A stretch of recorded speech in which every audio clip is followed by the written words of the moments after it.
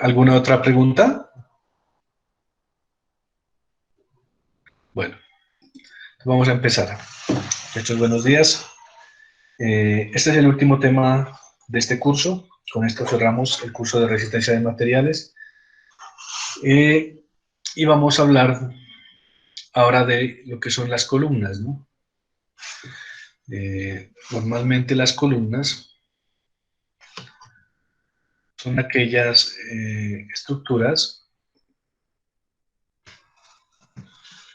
que soportan carga axial. Entonces ustedes pueden mirar normalmente a estructuras y esas estructuras van soportadas por unas columnas, ¿no? O sea que las columnas son unos elementos que están soportando carga de compresión. Carga de compresión, ¿cierto? En el caso más común, ¿cierto? En algunos otros casos también llevan otro tipo de cargas adicionales, pero en el caso más común, una columna soporta cargas de compresión. Ahora, eso en el caso de las estructuras. En el caso de las máquinas, pues a veces, por ejemplo, tenemos el caso, digamos, de una prensa, por decir algo, un ejemplo, y esa prensa va soportada por unos tornillos.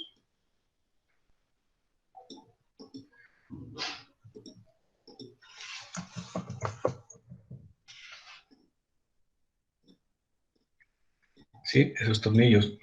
Y entonces, en algunos casos, estas máquinas también llevan, esos tornillos están soportando carga de compresión. Entonces, ¿qué le pasa a un elemento cuando está soportando carga de compresión? Pues que se puede pandear, ¿no? Se puede pandear. Entonces les voy a dar aquí a presentar un pequeño ejemplo.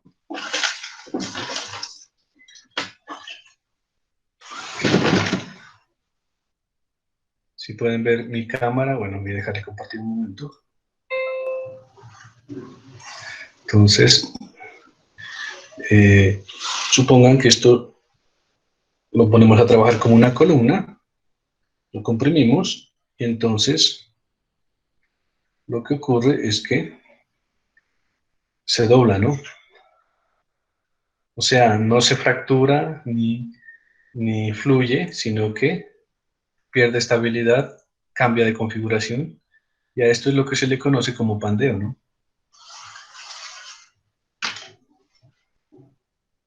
Entonces, en algunas aplicaciones es crítico, por ejemplo en esta, es crítico, pues garantizar de que no vaya a ocurrir lo que se conoce como pandeo, ¿no?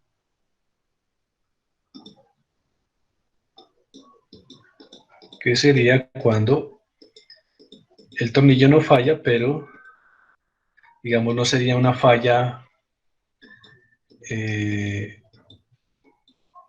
catastrófica, pero sí sería una falla de funcionalidad. Si un tornillo que está soportando compresión, por ejemplo, en una prensa, falla de esa forma, ¿no? Y hay muchos problemas en ingeniería de elementos sometidos a compresión que fallan por pandeo, ¿no? ¿Listo? Entonces vamos a mirar cómo ocurre ese proceso y bajo qué condiciones ocurre. Entonces, normalmente, por ejemplo, en el área, cuando se diseña una columna, uno se pregunta lo que nos hemos preguntado hasta ahorita. Bueno, en primer lugar, tenemos que garantizar de que el esfuerzo no sobrepase la resistencia, ¿cierto? Lo otro que nos preguntamos es que la deformación debe estar dentro de unos límites específicos, ¿cierto? Pero en algunos casos nos damos cuenta de que aún chequeando este criterio y este criterio para las columnas puede pasar esto, ¿no? O sea, se puede obtener una forma inestable de la columna que cambia de forma bruscamente o se dobla. Y este tipo de falla se llama pandeo. Entonces vamos a mirar por qué ocurre y cuál sería, digamos, la carga crítica que nos lleva a esta condición, ¿no? Entonces se pueden dar cuenta de el pequeño experimento que les hice aquí, es que la carga, es que el pandeo ocurre generalmente en estructuras esbeltas, ¿no? ¿Qué significa eso? O sea, estructuras, columnas que son largas y que no son muy rígidas, que son flexibles. Lo mismo podría pasar, por ejemplo, con una regla, ¿no? Bueno, entonces vamos, para entender, vamos a hacer un pequeño aquí análisis. Supongan que tenemos aquí una barra articulada aquí, ¿cierto? Aquí hay un resorte y se le aplica una carga P aquí. Entonces se hace una pequeña perturbación aquí en el ángulo. Entonces analizamos qué es lo que ocurre, ¿cierto? Digamos, en primer lugar, como aquí hay un resorte, el resorte hace una fuerza, una torsión que es proporcional al ángulo. Entonces el ángulo relativo de esta barra respecto a esta que gira es 2 delta teta, ¿cierto? Ese sería el momento restaurador, o sea, lo que tiende a volver la columna otra vez a su posición. Por otra parte, está la carga externa, o sea, esta, que multiplicada por esta pequeña distancia, pues provoca un momento, ¿cierto? Entonces, ese momento de esta carga sería igual a la carga por esta distancia, que sería la longitud de esta barra por el seno de este ángulo, ¿no? Seno de delta teta. Entonces, si este ángulo es pequeño, el seno se puede aproximar a delta teta y este sería el momento desestabilizador. Es decir, que ahí tenemos dos contrapartes. El resorte trata de volver a estas dos barras a su posición de equilibrio, o sea, alinearlas, mientras esta carga trata de desestabilizarlo, ¿no? Entonces, la columna debería ser estable cuando gana ¿quién? Cuando gana el resorte, ¿no? Es decir, cuando esto supera esto. Porque si gana la carga, entonces esto se desestabiliza, pues y se deforma totalmente. Entonces, haciendo esta igualdad aquí, llegamos a que la carga crítica, por ejemplo, para este caso, sería igual a 4 veces la rigidez torsional del resorte sobre L, para este caso de estas dos barras articuladas. Podríamos hacer este mismo análisis, ya no con dos barras articuladas, sino con una columna, ¿no? Como la que se muestra aquí. Tiene los dos bordes articulados, en cada borde se está aplicando una carga P de compresión. Hay una pequeña perturbación aquí, ¿cierto? Y entonces hagamos el análisis de cuáles serían las condiciones aquí. Entonces aquí hay una pequeña perturbación, aquí aparecería un momento, pues esto se comportaría como una viga, ¿cierto? Que está deformada, que aparece un momento, y entonces pues la ecuación diferencial que regiría este fenómeno sería la ecuación diferencial que hemos usado nosotros para calcular las deformaciones en los desplazamientos y las deflexiones en las vigas, ¿no? O sea, esta ecuación. En este caso, el momento sería igual a P por esta distancia, o sea, P por Y, sobre EI. Si nosotros integramos esta ecuación diferencial, pues tendríamos esta, ¿no? Perdón, si nosotros reacomodamos esta ecuación diferencial, tendríamos esta ecuación diferencial. ¿Cierto? Y esa ecuación diferencial, pues tiene una solución bien conocida, ¿cierto? Entonces, les recuerdo, esa ecuación diferencial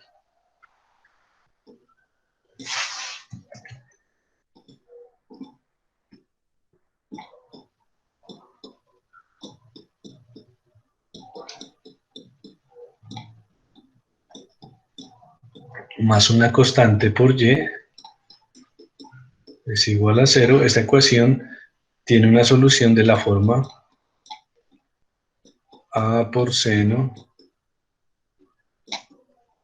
¿cierto?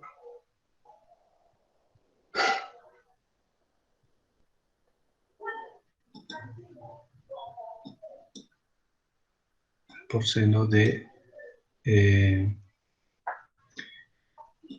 n pi por y más b coseno de n pi y, ¿cierto? Esa digamos que es la fórmula general, cómo se resuelve esta ecuación diferencial, ¿cierto? Ahora, si nosotros reemplazamos aquí las condiciones de borde, entonces llegaríamos a que aquel término relacionado con el coseno se cancela, o sea, esta parte se cancela, y nos quedaría a n pi y, ¿cierto? Y entonces, finalmente, llegaríamos a lo que se conoce como la fórmula de Euler, o sea, esta, que la columna toma esta forma, que es una función seno, cuando la carga crítica es igual a pi cuadrado e por i sobre la longitud al cuadrado, ¿cierto? Y a esta fórmula se le llama la fórmula de Euler. Y esta carga crítica se le llama la carga crítica de Euler. Es la carga que, si se sobrepasa esta carga, desestabiliza la columna para que tome esta forma de pandeada, ¿no? Entonces, lo que tenemos que hacer los ingenieros es, aparte de las verificaciones que hemos hecho hasta ahorita, de resistencia y de flexiones, también considerar en las columnas esta carga crítica para que no se sobrepase, ¿no? Si nosotros esta carga la dividimos entre el área, ustedes saben que P sobre A es esfuerzo normal, entonces esta carga crítica se convertiría en una carga, en un esfuerzo crítico, ¿cierto? Y si aquí reacomodamos esta ecuación, por ejemplo, el momento de inercia, una forma de darle el momento de inercia, que a veces se utiliza, es con una fórmula que se llama la fórmula del radio de giro. Entonces se dice, mire, a veces se da el momento de inercia como el producto del área por r cuadrado, donde r se conoce como el radio de giro de la sección. De la sección transversal, ¿no?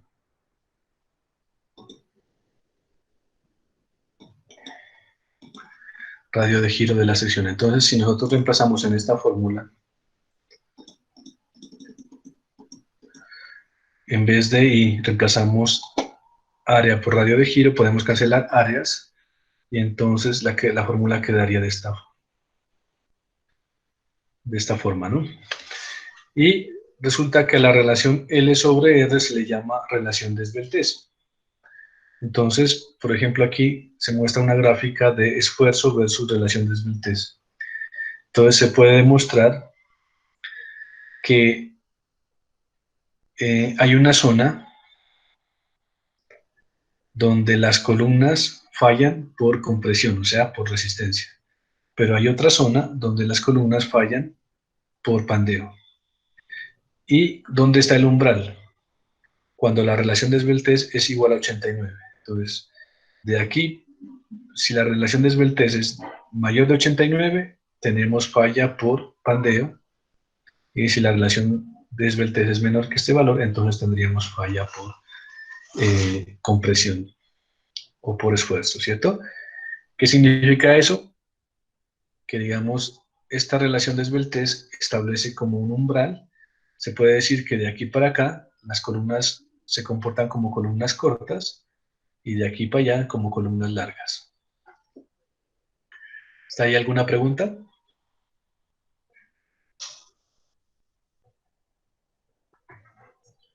Bueno, entonces es importante establecer esa relación de esbeltez para saber qué comportamiento debemos chequear nosotros, ¿no? ¿Listo? Entonces, bueno, aquí está la fórmula que nos da el esfuerzo crítico, que ya se le había presentado anteriormente, ¿no? Era este mismo. ¿Listo? Bueno, entonces el valor del esfuerzo correspondiente a la carga crítica es el esfuerzo crítico. Bueno, ¿qué pasa? Bueno, hasta ahorita nosotros hemos analizado el caso de una columna con los bordes articulados aquí y aquí. ¿Qué pasa si la columna no tiene los bordes articulados? Por ejemplo, este sería otro caso. O sea, tenemos una columna empotrada aquí con una carga en el extremo. Entonces nosotros vemos aquí que este comportamiento de la columna sería como la mitad del comportamiento, o esta longitud de aquí de pandeo sería como la mitad de la longitud de una columna con los bordes articulados. Entonces, se puede decir que en este caso, la longitud efectiva de esta columna es como si fuera 2 veces la longitud de una columna con los bordes articulados. Entonces, se puede modificar aquí la carga crítica que teníamos, nosotros la teníamos simplemente con L aquí, y en vez de poner L, ahora ponemos L efectiva. Y esa L efectiva va a depender de las condiciones de borde de la columna, o longitud equivalente, ¿no? Esta que aparece aquí. Entonces, se puede sacar una longitud equivalente para diferentes condiciones de apoyo, y que funcione con la misma función, con la misma fórmula de Euler. Entonces, por ejemplo, miren, en este caso, si un borde está libre y un borde está empotrado, la longitud de su efectiva es 2L. Si tenemos ambos bordes articulados, pues la longitud efectiva es la misma, porque de hecho la fórmula se definió para este caso. Si hay un borde empotrado y un borde articulado, entonces la longitud efectiva sería 0.7L.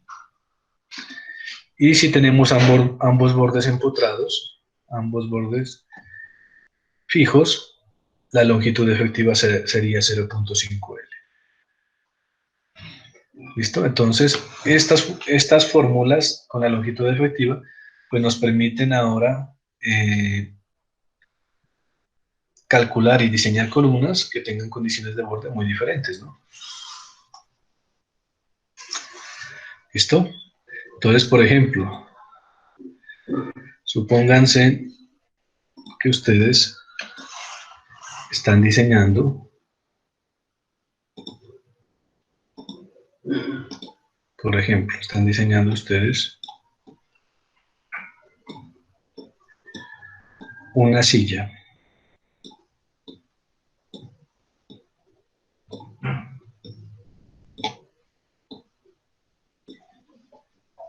¿Cierto? Vaya viendo el otro cosa, para que no se le corte. Ustedes saben que en una silla, pues la carga se aplica aquí, ¿cierto? Digamos que esta silla tiene una longitud aquí L. La pregunta sería, estas patas de esa silla pues se van a comportar como columnas cuando se le aplique aquí una carga, ¿cierto? ¿Qué condición de apoyo sería esta? ¿O a cuál de estos casos se asemejaría? ¿Qué opinan? Un borde libre y el otro libre, profe. No sé. ¿Borde fijo y uno libre, dices? ¿Sí, cierto? Ese sería como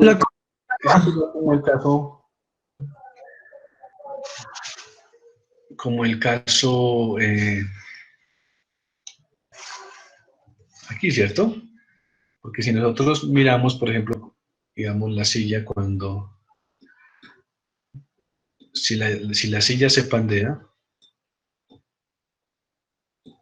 la voy a mirar de frente, por ejemplo, entonces ella tomaría una forma como así, ¿no?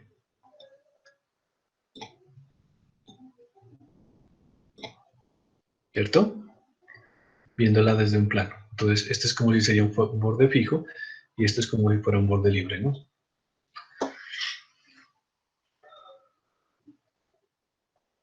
Entonces, lo que nosotros tenemos que mirar es de acuerdo a la condición que estamos analizando, pues cuál sería la condición de borde más apropiada.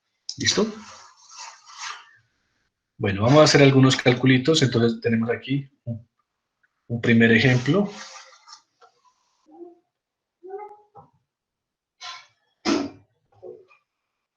Bueno, creo que esta figura no corresponde a este ejemplo. Bueno, entonces, esta es la del segundo ejemplo. Bueno, listo. Entonces nos dicen que tenemos una columna de aluminio fundida en el suelo.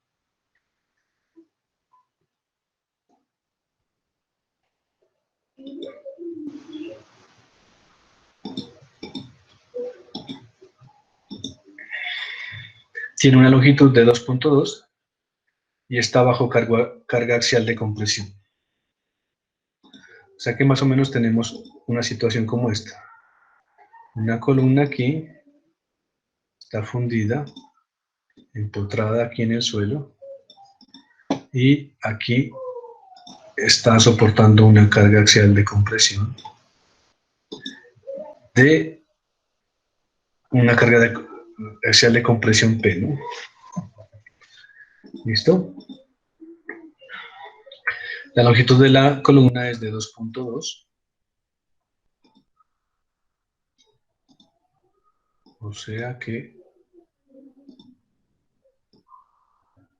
esta distancia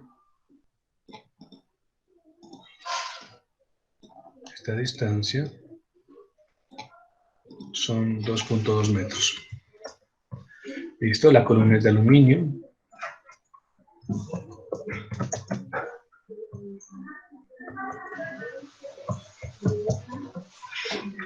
¿Cierto? Y tiene una sección de 210 por 280.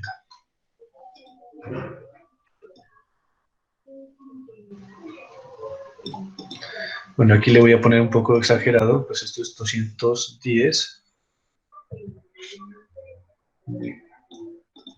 Y estos son 280.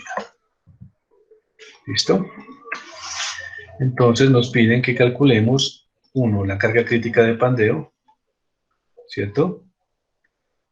Bueno, entonces, ¿cómo calcularíamos la carga crítica?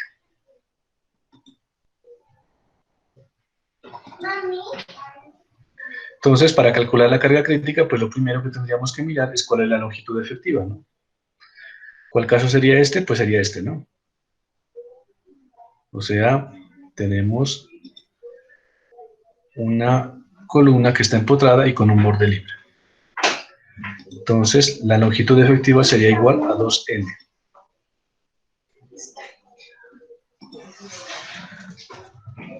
Longitud efectiva sería 2L. O sea que sería ¿cuánto? 2 por 2.2 metros.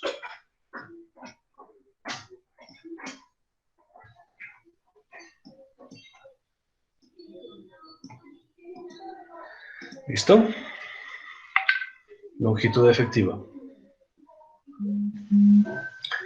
¿Qué más necesitamos para aplicar la fórmula? Entonces, por acá yo les había presentado cómo era la carga crítica, ¿cierto? La carga crítica de Euler era esta, ¿no? Voy a copiarla, voy a tenerla acá. La carga crítica es pi cuadrado EI sobre L cuadrado. Entonces, pregunta, bueno, el E lo tenemos porque es aluminio, ¿cierto? 70 gigapascales. El E del aluminio lo tenemos. La longitud efectiva ya la tenemos, porque aquí sería longitud efectiva. ¿Cierto? ¿Qué nos falta? Nos falta el I, ¿cierto? Pregunta, ¿cuánto vale el I entonces? ¿No sería con las dimensiones Sí, de pero entonces pregunta, y viene una pregunta importante. ¿Cuál I tomo? ¿Con respecto a este eje o con respecto a este eje?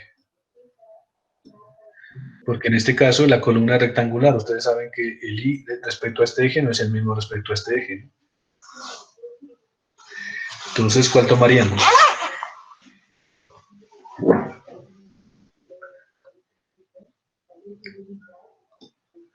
¿Cuánto sería el IX?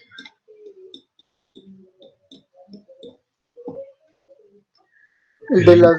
No, el IX sería base, que sería 210, por 280 al cubo sobre 12, ¿no? 384, profe. ¿Cierto? O sea, ¿cuánto es? 380, Entonces, 10 por 384. 280 elevado al cubo sobre 12. 384.16 millones, ¿no? O sea, 384.16 por 10 a la 6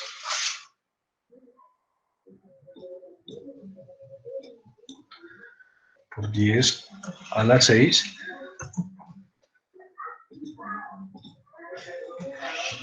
10 a la 6 milímetros a la cuarta, ¿no? ¿Listo?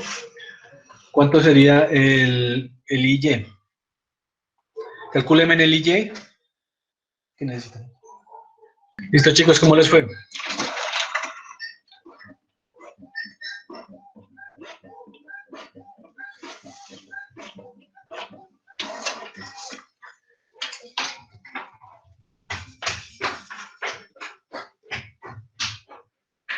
¿Cuánto les dio el IY?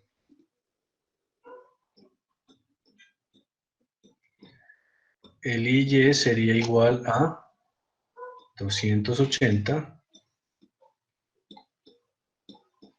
por 210 al cubo sobre 12, ¿no? O sea, ¿cuánto da eso?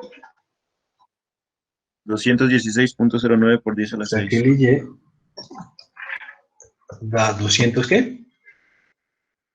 16.09. 16.1 por 10 a la 6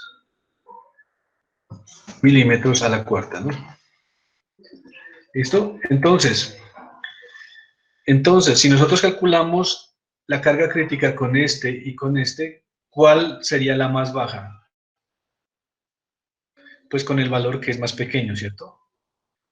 Y obviamente, eh, en el caso que yo les mostré, este caso, pues la columna no se va a pandear de esta forma, no se va a pandear en este plano.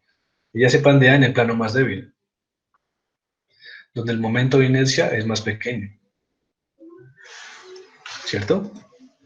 Entonces la carga crítica la deberíamos calcular con cuál I.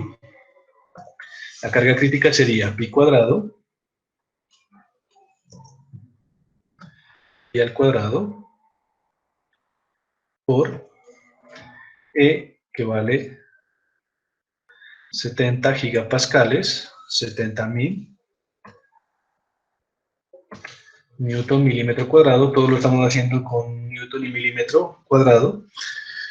Newtons y milímetros, perdón. El I sería el más bajo por la cuestión que ya dijimos. Obviamente este sería el peor de los casos cuando se pandea en el plano más débil. 216.1 por 10 a la 6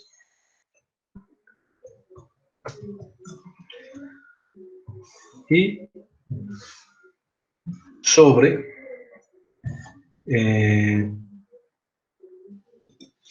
¿sobre qué? Sobre la longitud, que nos dio ¿cuánto? 4,4 al cuadrado. 4.4 elevado al cuadrado. Esa sería la carga crítica de la columna, ¿no? Entonces, yo voy a hacerlo acá, ese cálculo.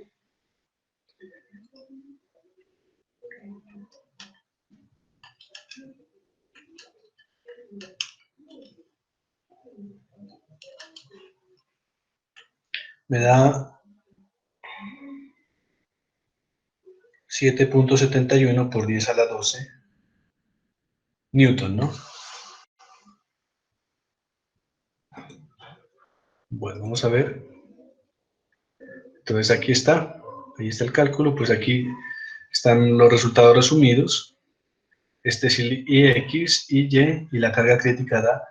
Aquí está en kilonewton, obviamente, pues si lo pasamos a kilonewton, eso sería 7.711 kilonewton, ¿no? Esa sería la carga crítica. Perdón, esto no aplica para este problema. Es otro problema, ¿no? Una columna con una carga acá y empotrado el borde.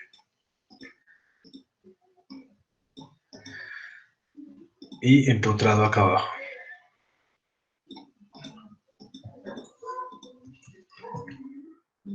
Y acá también sería algo parecido. ¿Hasta ahí alguna duda de cómo se calcula la carga crítica? ¿Y por qué usamos el momento de inercia más pequeño? Sí, profe, hasta ahí está claro. Listo. Bueno, entonces, sigamos. ¿Puede volver un momentico al Paint, por favor?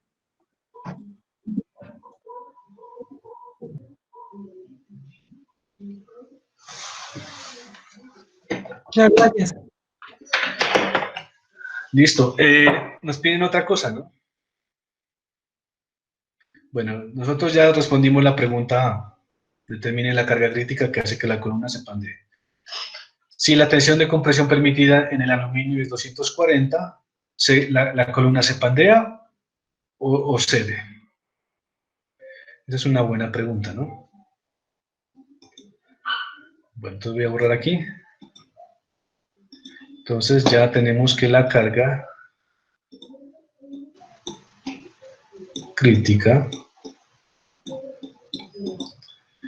nos dio 7.711.6 kilonewton. ¿Listo? Bueno. Entonces nos dicen aquí que el esfuerzo es 240 megapascales. Esta es la parte B del problema. Entonces nos dicen que la resistencia a la compresión es 240 megapascales. Entonces lo que decíamos, ¿no? Me regreso a esta curva de aquí.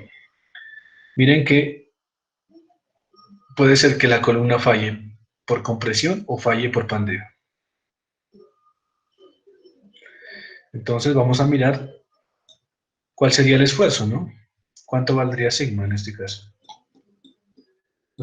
Recuerden que nosotros calculábamos el esfuerzo simplemente como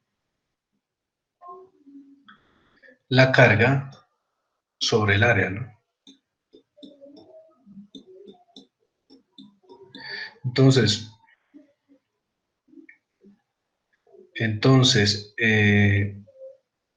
¿cuál sería la carga en este caso? Pues aquí la tenemos, ¿no? 7.7116 por 10 a la 12 newton, ¿no? Simplemente lo que hice fue pasar la de kilonewton a newton. O sea, lo que nos estaba dando. Ah, perdón, aquí tengo un error, ¿no? Eso sería 7 puntos.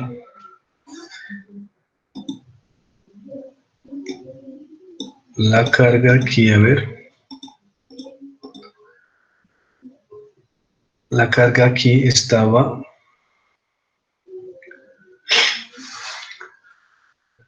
¿Sí estaba bien calculada, muchachos? Pues creo que no, profe, porque a mí sí me daba diferente. A ver, esperemos un ratico.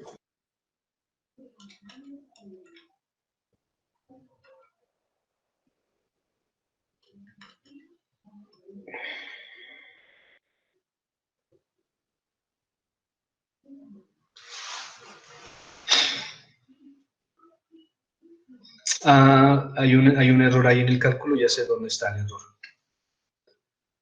Como lo hicimos nosotros, qué pena, corrijan ahí.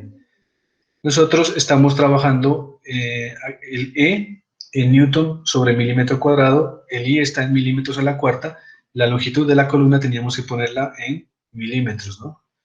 Entonces sería sobre 4.400 al cuadrado.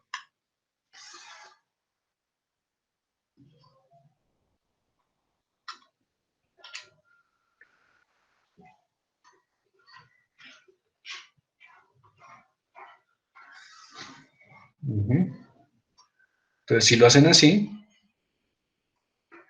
corrijan ahí, por favor, si les da esta, ¿no?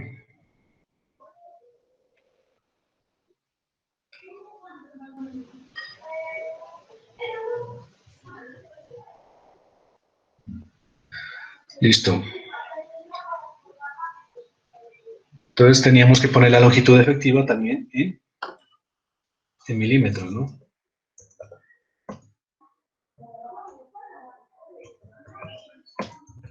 ¿Listo? Para ser consistentes. Bueno, listo. Entonces, sigamos. La carga crítica nos dio 7,7 por 10 a la 6 newton. Ajá. ¿Y el área cuánto vale? De la columna. Entonces, la columna es de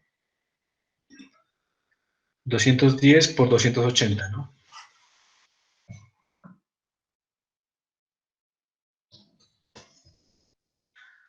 ¿Listo?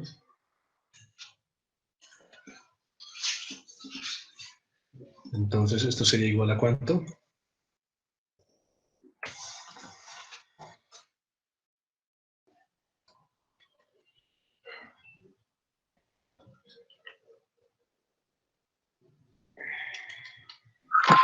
131.149.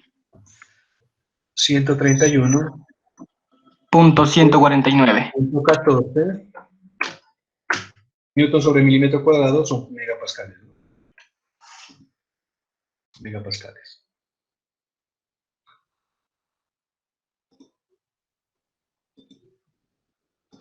Listo, entonces este es el esfuerzo que aparece aquí. Ahora, pregunta, la columna,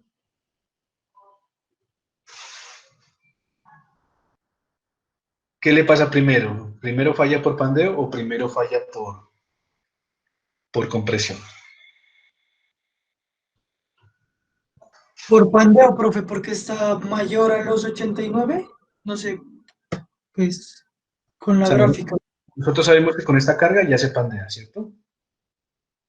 Y sabemos que el esfuerzo correspondiente a esta carga de pandeo es de 131, o sea que todavía no ha alcanzado la afluencia del material. Entonces lo que significa es que la columna primero falla por pandeo.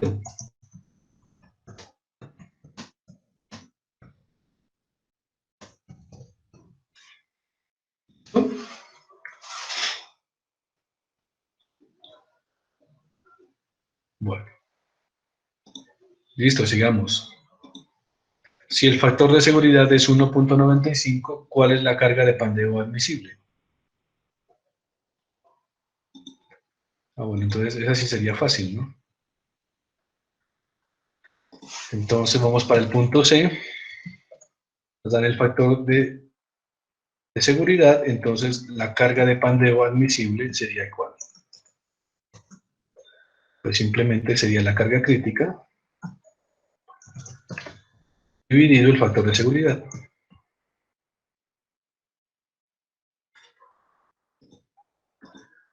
Entonces eso está acá. 7,711 kilonewton sobre el factor de seguridad nos da una carga crítica de 3.900, una carga admisible por pandeo de 3.954 kilonewton. Más de ahí no se le puede aplicar porque ya sobrepasaría lo que se le está, para lo que fue diseñada, ¿no? ¿Listo?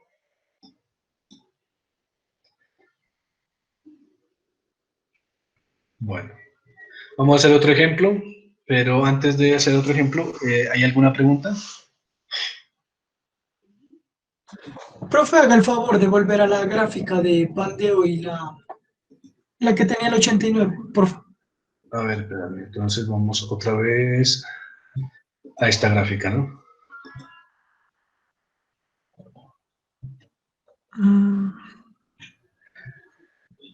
Ya listo. O sea, ese 89 está dado en megapascales, ¿no? No, señor. ¿No? Ese 89 es simplemente una relación de esbeltez, ¿no? Ahora que lo mencionas, Mario, pues calculemos la relación de esbeltez en este caso, a ver cuánto nos dan. Entonces, ¿cómo calcularíamos la relación de esbeltez?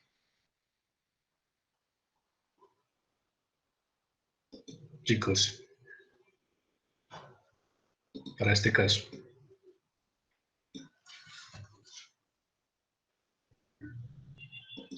Recuerdan que la relación de esbeltez,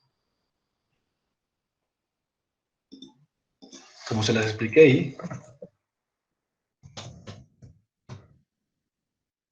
es igual a el radio de giro sobre la longitud de la columna, ¿cierto?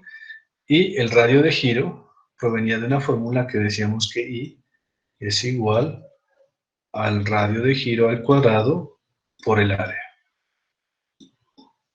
¿cierto? Nosotros tenemos I, tenemos el área, podemos calcular el radio de giro.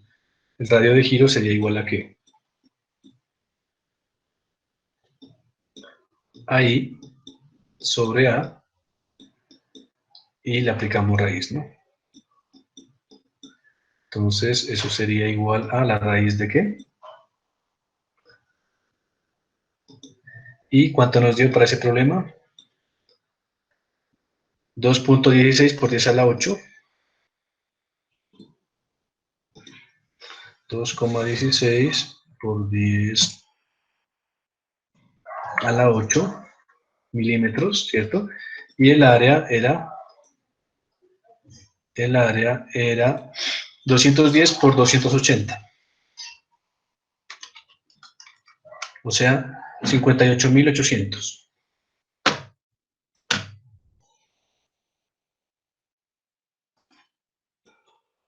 Entonces aquí le pasamos esta. ¿Listo? Bueno. Entonces, ¿cuánto sería el radio de giro?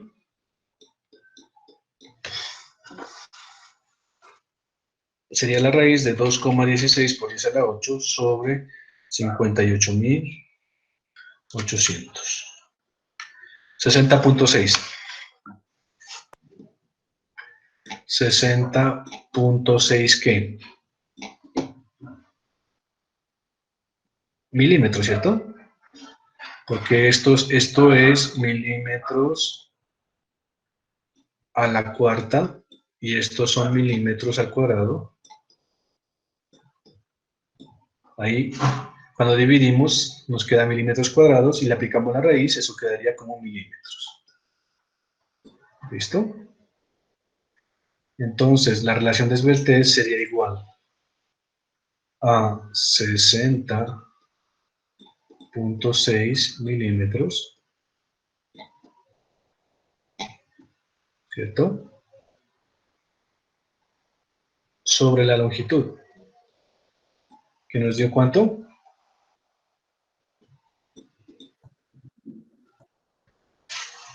La longitud creo que eran 4.400.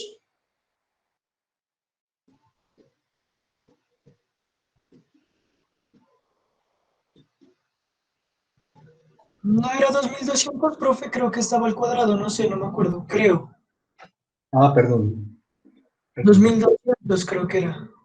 No, la longitud es 2.2 Dos, metros, 2 milímetros. 2.2 metros, pero multiplicado por 2, ¿cierto? Son 4.4, son 4.400. Ah, ya.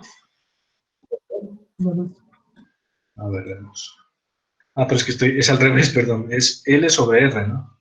Estoy haciendo aquí lo contrario. Perdón. Es L sobre R. Entonces, son 4.400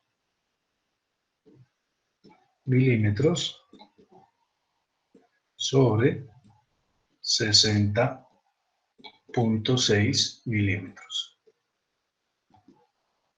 ¿Cuánto da eso?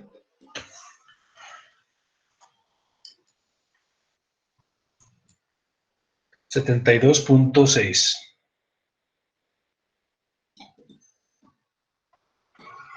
Esa es la relación de esbeltez. A veces se la suele llamar lambda, en algunos libros la llaman lambda, a la relación de esbeltez, ¿no? Entonces, aquí podemos verificar lo que nos preguntaba Mario, precisamente, 72.6, ¿en qué rango estamos? en Pandeo, profe. Ah, no, perdón, no, en el otro lado. ¿Estaríamos en qué rango? ¿Estaríamos acá o estaríamos acá? No, en el primer rango, profe, porque está menos de Y 89. entonces, ¿por qué dijimos que la columna se pandeaba antes de fallar por compresión?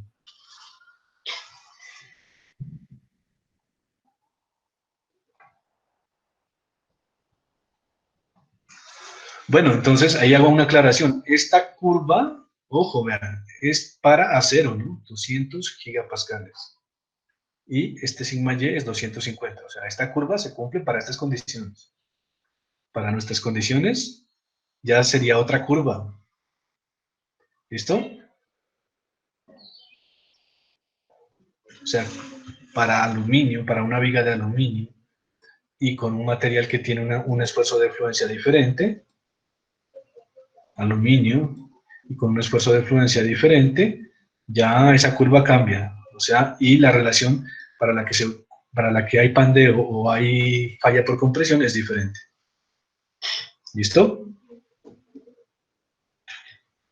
Bueno, entonces es importante esa aclaración que nos hizo ahí Mario para, pues, aclarar un poco más acerca de esta curva, que esta curva se aplica solo para acero, con estas condiciones.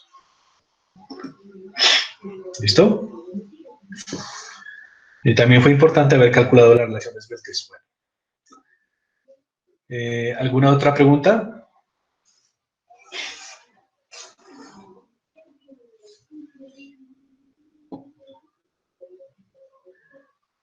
Bueno, sigamos, ¿no?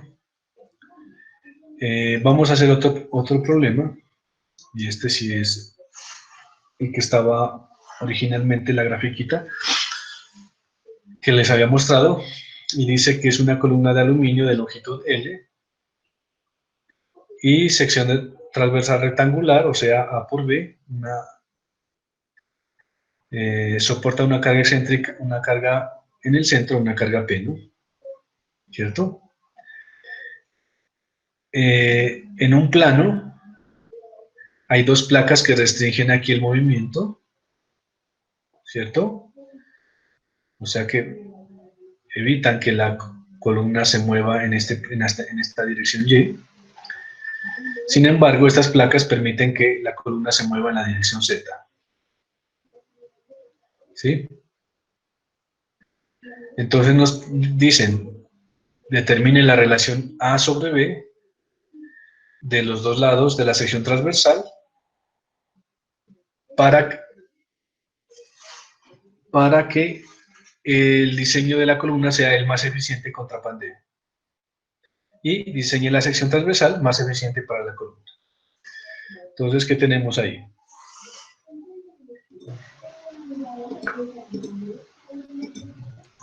Bueno, tenemos una columna rectangular,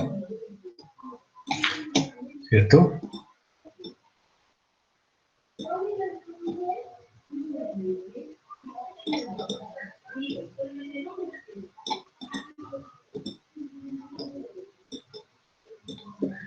Entonces, ella tiene unas placas aquí. Digamos, esas placas evitan que esto se mueva lateralmente. Esas placas, ¿cierto? La columna soporta una carga aquí, una carga P.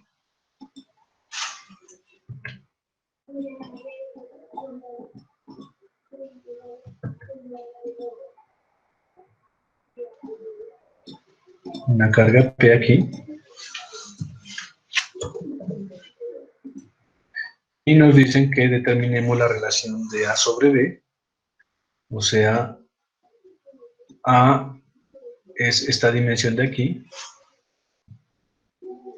Y B es esta dimensión de aquí, ¿no?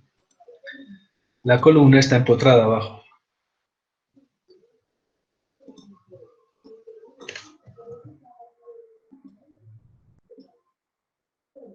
Está empotrada acá abajo. Listo, bueno. Entonces, pregunta que les hago. ¿Qué condición de soporte tiene esta columna?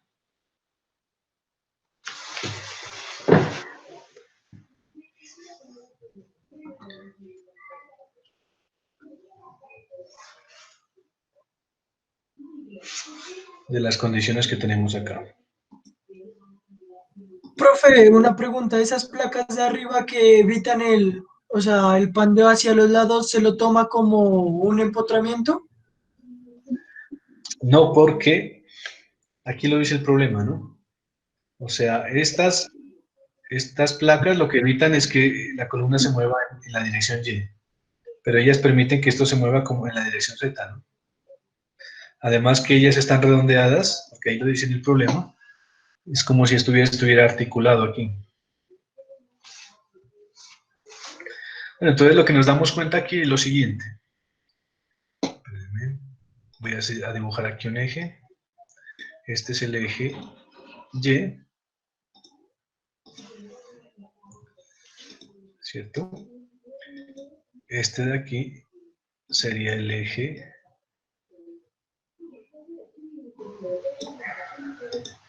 Z. Y hacia arriba estaría el eje X.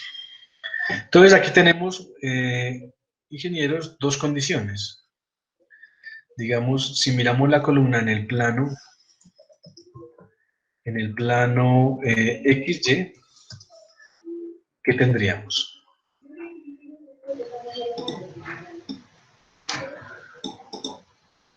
Columna, empotramiento, y aquí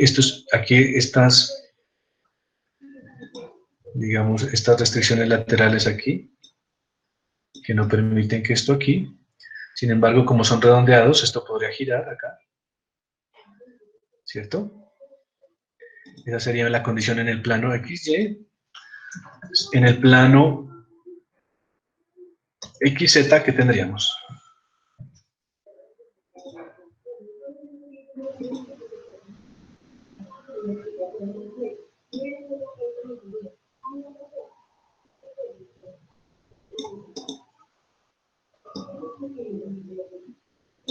Listo.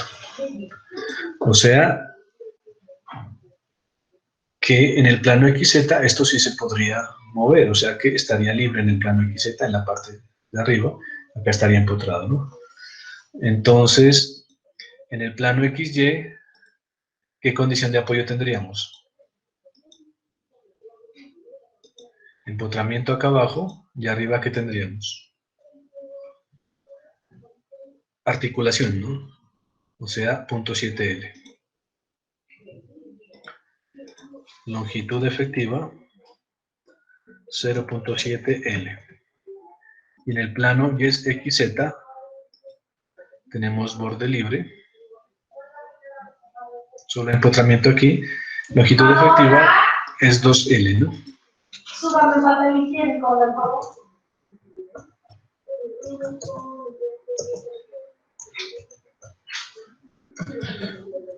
2L. ¿Hasta ahí me siguen? Sí, profe.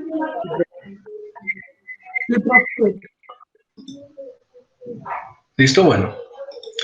Entonces, ¿cuánto sería la carga de pandeo en este plano?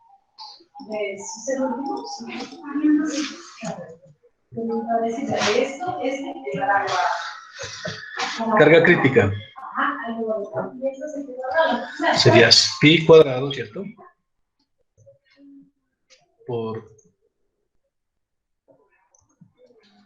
Estoy perdido aquí en los... Por E por I sobre longitud efectiva al cuadrado.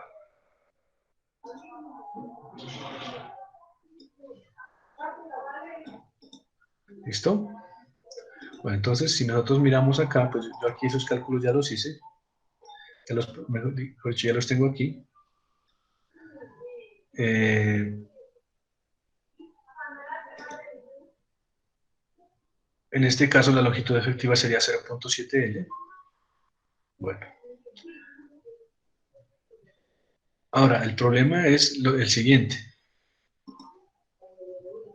Que nosotros no conocemos cuánto vale A y B, ¿no? ¿Cierto?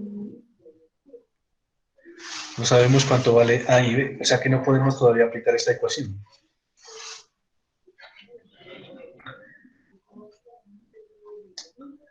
¿Hasta ahí me siguen? No sabemos cuánto vale A y B. Entonces, ¿qué hacemos? ¿Qué dificultad tenemos aquí?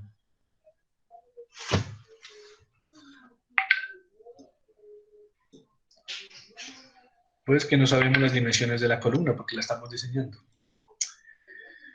Sin embargo, ¿qué podemos inferir de lo que tenemos hasta ahí? Bueno, entonces, me regreso un poco. Miren, la columna, digamos, si la miramos en el plano XY, tiene relativamente una sección A que es relativamente delgada. Sin embargo, tiene una condición de apoyo mejor que favorece que no haya un pandeo pues tan excesivo rápidamente. En cambio, si nosotros la miramos por el plano XZ, la columna es más ancha, tiene una dimensión B, pero está libre de que se mueva así, en la dirección Z. O sea que, digamos, esta tiene una ventaja, pero esta también tiene una ventaja. Entonces, lo que no sabemos todavía es, esta dimensión de aquí es A.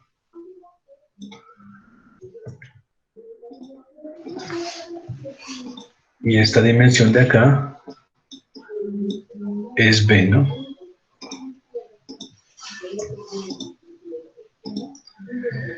Entonces, ¿cuál sería el diseño más eficiente? Pues el diseño más eficiente sería aquel en el cual la carga crítica en el plano XY sea la misma en el plano XZ. Esa sería la mejor condición. ¿Cierto? Y entonces, ¿eso cuándo se da? Veamos aquí la ecuación. El pi es una constante, ¿cierto? El E no cambia, entonces lo que cambiaría para cada condición es la relación de I y de B, porque cuando se pandea en este plano, el I es diferente y la longitud efectiva es diferente. Y cuando se pandea en este plano, el I es diferente y la longitud efectiva es diferente. Entonces, para que la carga crítica sea igual en ambos planos, esta relación I sobre L debería ser la misma. O dicho de otra forma,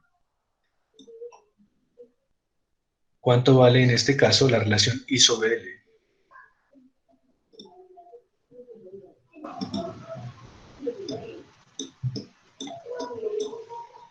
I sobre L en este caso.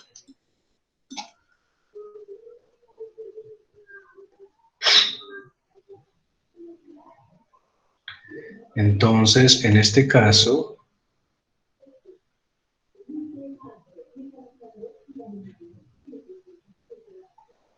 la columna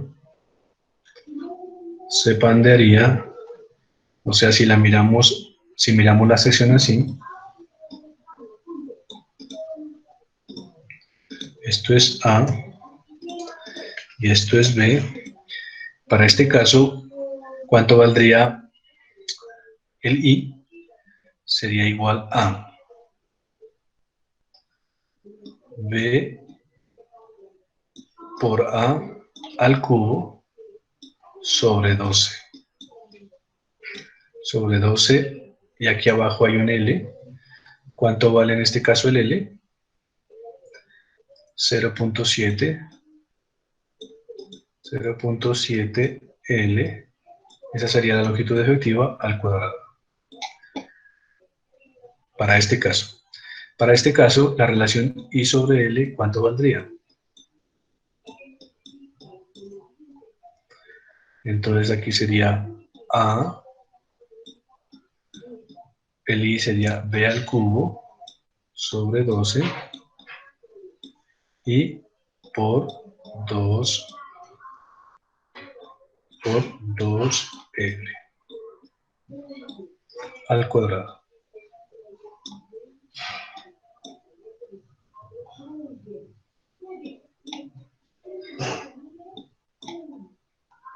Entonces, ¿eso cuánto sería?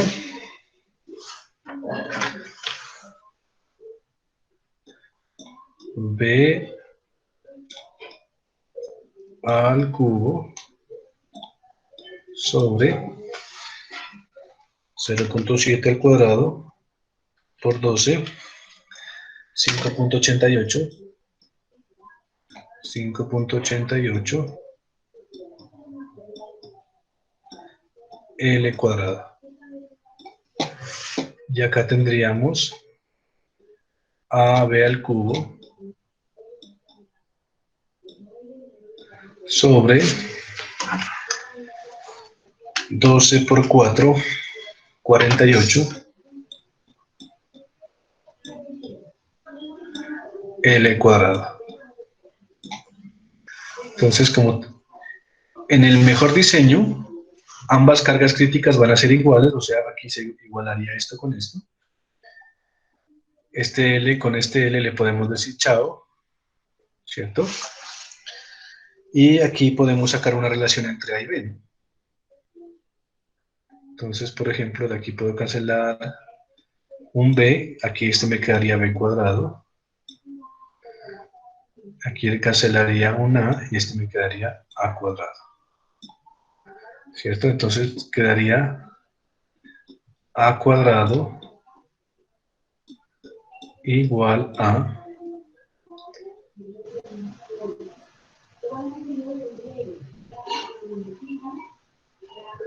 cuadrado sobre 5.88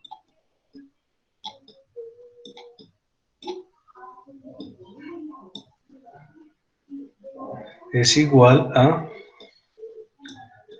B cuadrado sobre 48. ¿Listo? Bueno, eso ya está aquí determinado. Entonces, la relación de A y B que satisface esa restricción sería A sobre B igual a 0.35, que la podemos sacar de acá mismo, ¿no? A sobre B. Entonces aplicamos raíz a ambos lados.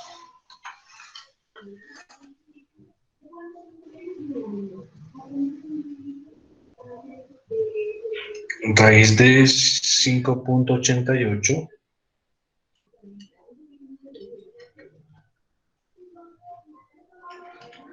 0.35, ¿no?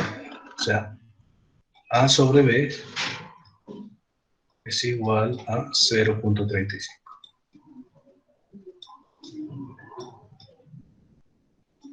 ¿Listo? Cuando se cumpla esto, la carga crítica en este plano va a ser igual a la carga crítica en este otro plano. Listo. Entonces la primera, digamos, pregunta está solucionada. La segunda pregunta, ¿qué es cuál? Ah, bueno, entonces diséñela, ¿no? Diseñémosla con estas medidas. Con una resistencia, que nos la dan aquí, creo.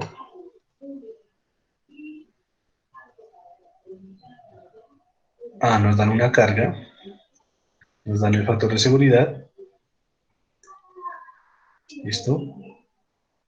Entonces, como ya tenemos la carga,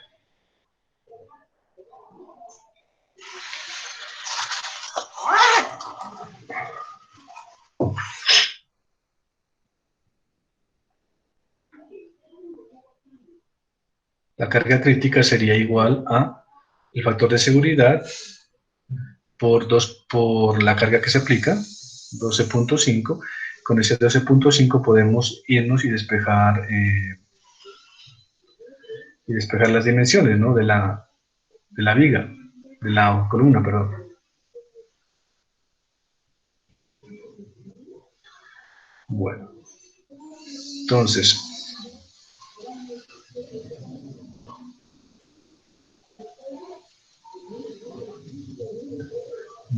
espérenme un segundito.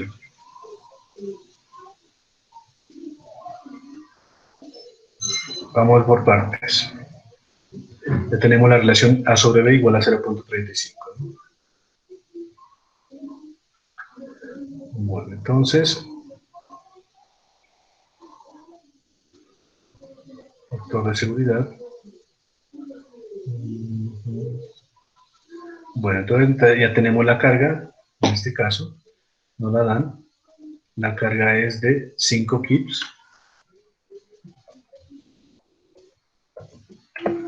5 kips, ¿cierto? Entonces, ¿cuál sería la carga al factor de seguridad? El factor de seguridad es 2.5. Y vale 10.1 por esa la 6 PSI.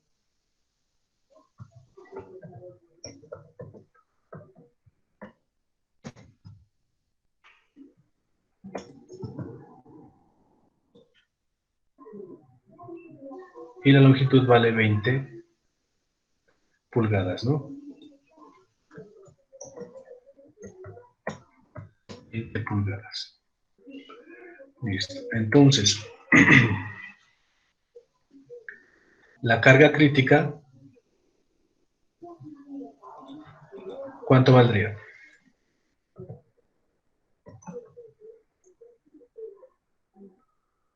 Pues la carga que voy a aplicar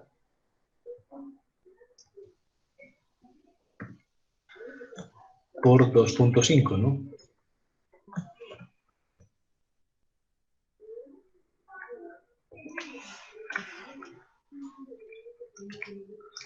$12.5 kips, ¿cierto? Ahora, esto tiene que ser igual a ¿qué? A pi cuadrado por i sobre la longitud al cuadrado, ¿cierto? Ya determinamos que la relación de A sobre B tenía que ser igual a 0.35 para que eso funcione bien. ¿Cierto? ¿Eso fue lo que obtuvimos acá? Sí. 0.35 A sobre B. Listo. Entonces, ¿cuánto valdría el momento de inercia? Tomemos el caso del plano XY. plano XY. ¿Cuánto valdría el momento de inercia ahí?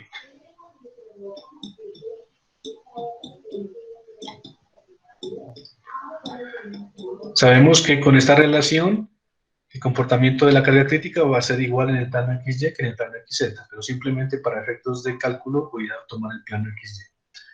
Entonces, en el plano XY tendríamos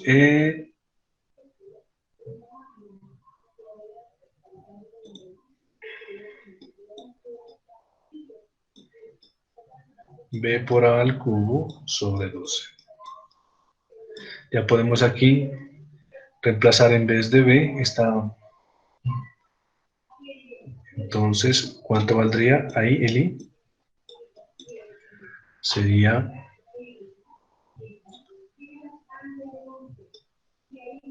a la cuarta. Bueno, si lo hacemos por partes, quedaría aquí. Voy a reemplazar B aquí. O sea que este B lo subo aquí y el A y este C. O sea que B sería igual a A sobre 0.35. Si lo reemplazo acá, ¿cómo me quedaría? Pues este A con este A al cubo me quedaría A a la cuarta. Y este punto 35 por 12, ¿cuánto sería? 0.35 por 12, 4.2. 4.2.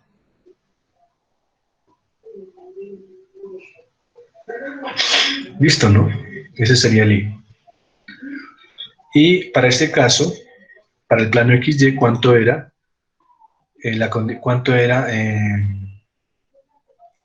La longitud efectiva? Era este caso, ¿no? Borde empotrado, borde articulado, 0.7.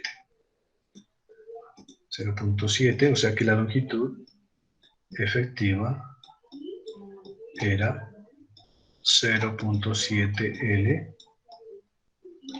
O sea que la longitud efectiva es igual a ¿cuánto? 0.7, la longitud son 20 pulgadas por 20 pulgadas. Eso da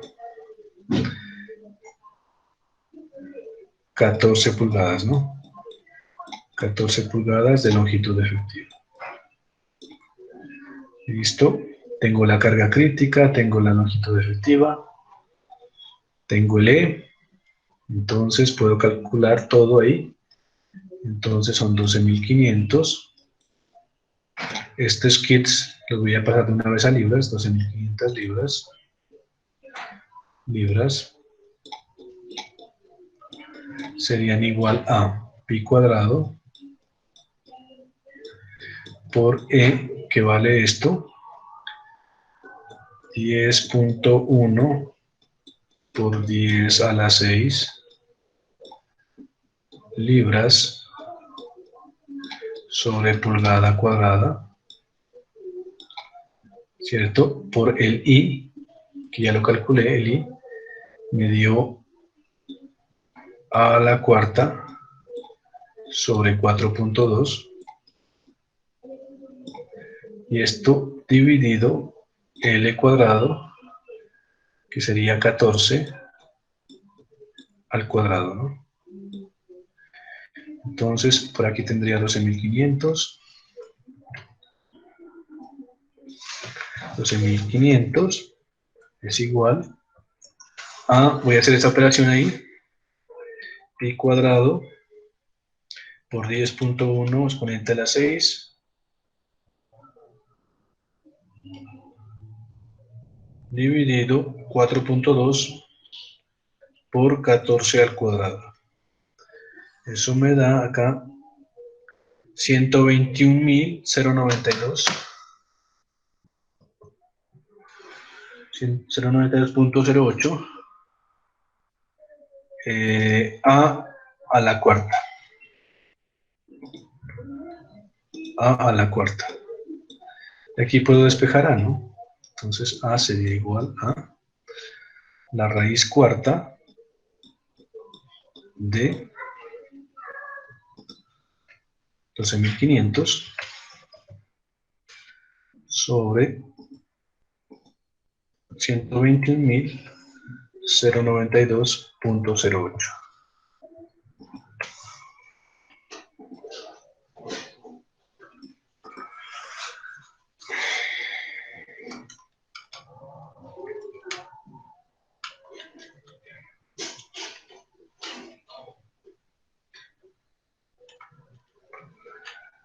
Me da 0.56 pulgadas.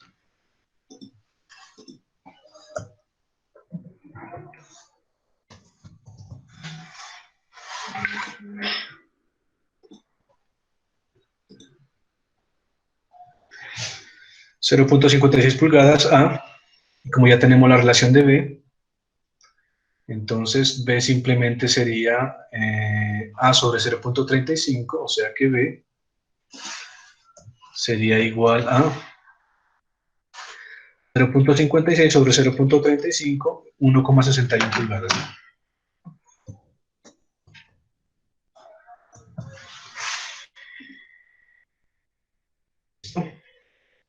Y entonces aquí sale B y sale A. Ahora, les comento, aquí en el libro, este ejercicio yo lo saqué del libro, lo resuelven de otra forma, ¿no? Un poco diferente. Utilizan la relación de esbeltez en vez de hacerlo así con la fórmula que les mostré aquí, pero finalmente uno sale a lo mismo, llega a lo mismo. Entonces, háganlo de la forma que mejor les parezca. Creo que es más fácil y más lógico partir de la carga de Euler y a partir de esto ir sacando poco a poco la relación, ¿no?